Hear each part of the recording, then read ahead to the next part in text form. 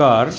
LG dual ইনভার্টারের AC filter কিভাবে পরিষ্কার হলো আপনারা দেখুন।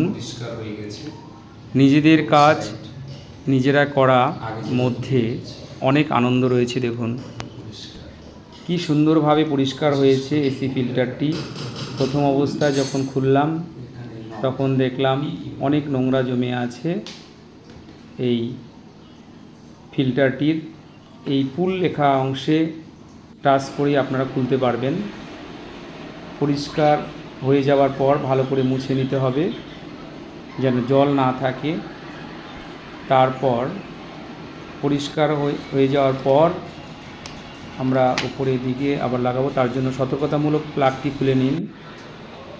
প্লাগটি খুললে আপনারা ইলেকট্রিক শক থেকে মুক্তি পাবেন।